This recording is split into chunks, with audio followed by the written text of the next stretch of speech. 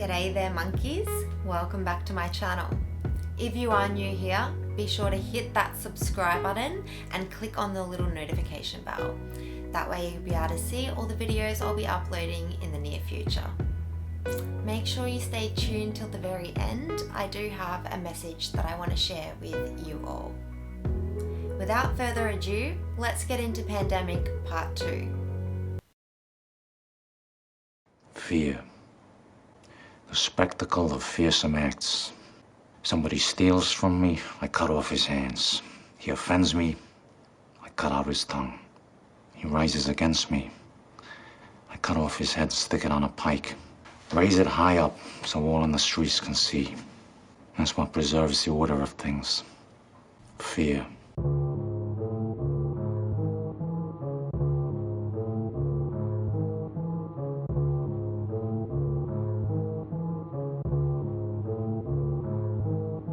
I guess it's just fake news. Sorry if your ego's bruised. I guess you're still confused. Look deep for the truth. Look who takes command. Do you understand? This was all a plan to take over your land. 1% of the 1%. We know who you represent. 1% of the 1%. We now know your pure intent. 1% of the 1% didn't check what you had spent. 1% of the 1%. We can change, you will repent. Did the virus eat your soul? Did you do what you were told? Population control, numbers they uphold. Did the virus eat your soul? Did it leave you in the cold, breaking through the threshold? Dismiss what you've been told. Modern slavery reigns supreme. Plagued water is not clean. 7 wraths upon us beam. We are running, then we scream. There was a calm before the storm. Soon our world was reformed. Our society is reborn. Ensure you are informed. 1% of the 1%. Stepping down from the mighty fence. 1% of the 1%. Watching as we reinvent. 1% of the 1%. Sign your blood in written consent. 1% of the 1%. We won't break, you will repent. Did the virus eat your soul? Did you know what you were sold? Infiltrating the polls. Inside there is a mole. Did the virus eat your soul? Did it take the young and old, vanquishing the troll?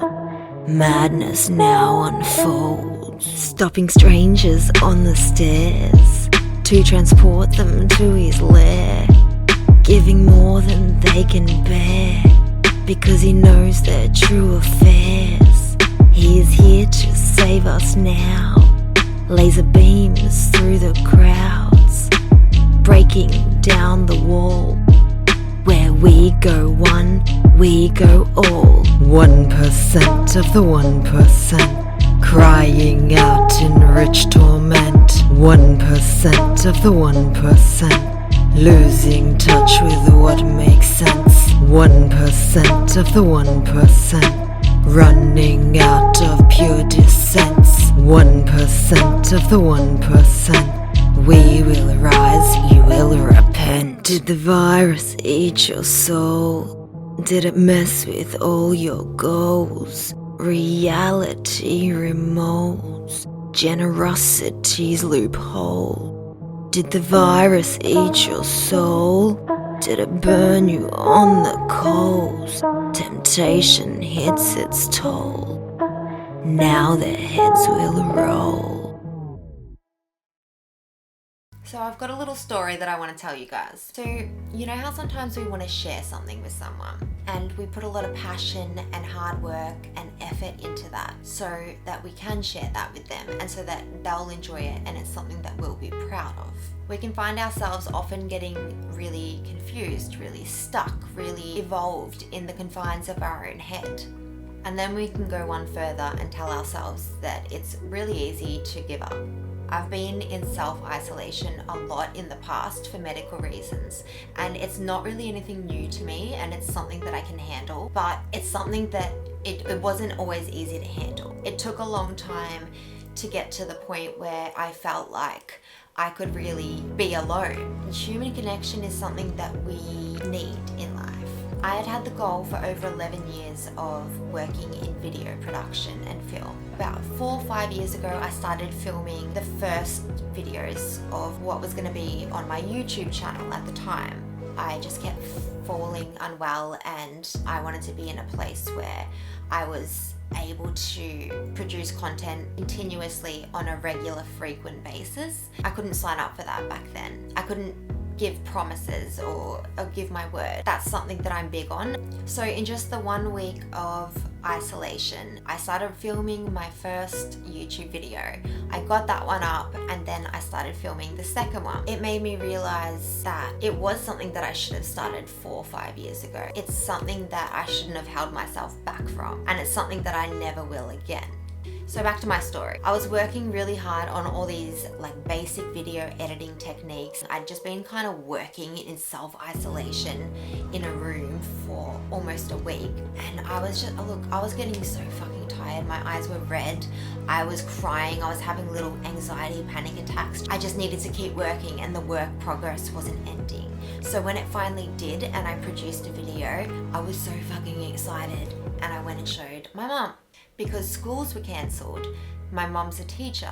That means that her job is no longer there to go to and she has to work from home. And as much as I love her and as much as she loves me, we fight a lot. And she took a look at the video and the first thing she said was, "What the fuck is wrong with your hair?" And I went outside and I had a mental breakdown and I cried. After my mental breakdown, I watched my video over again and then I came to a decision. So I went to my room, I meditated, I went to sleep, I woke up in the morning, rewrote the entire video plan over again, filmed, recorded, put the footage up and edited it.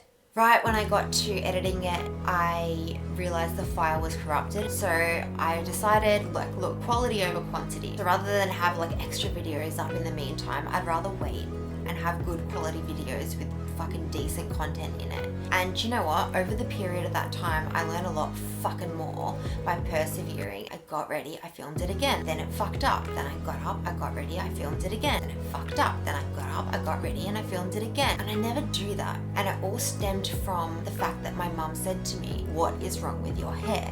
And the takeaway point from this, guys, is to take creative criticism from everybody, even when it doesn't seem like somebody's giving you creative criticism. And even if they don't even intend it that way. See, my mum didn't intend that to be creative criticism. If somebody offends you or insults you, walk away and ask yourself, what can you take out of those words? There's always something that you can take away. So why do those words trigger you? And how can you find a way to reflect on this situation or experience to be able to move past it?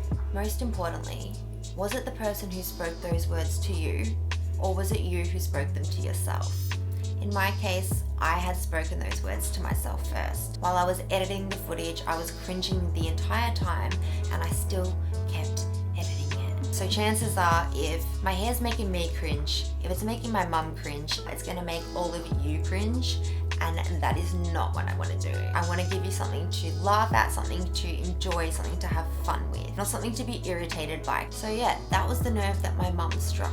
Basically, my own nerves, because I just didn't want to film it again. I was being a lazy fuck. I didn't want to film it again, and I needed to film it again. I just got to stop being lazy. This is my job now, and it's really fucking enjoyable. But it's not enjoyable if you're not enjoying the journey. I was just completely out of control with being able to recognize or understand or even feel what my nerves were doing in reality, because I wasn't resting, I wasn't taking care of myself, and that was so stupid. But I did learn that I can use my mum as a tool now. Generally, if I take that away and have a look at what she said, she's actually picked out the main things that have been playing on my mind, and that's why I take it as a criticism or I take it as an insult. It's because it's something that I've been expecting hearing about from someone because I've been nervous about it myself, which makes so much fucking sense now. So now I'm able to show her my work and accept the fact that she might say something insulting, but all she's trying to do is just give me a bit of creative criticism in her own way. Now I can use her as a tool to help me improve my own work and to become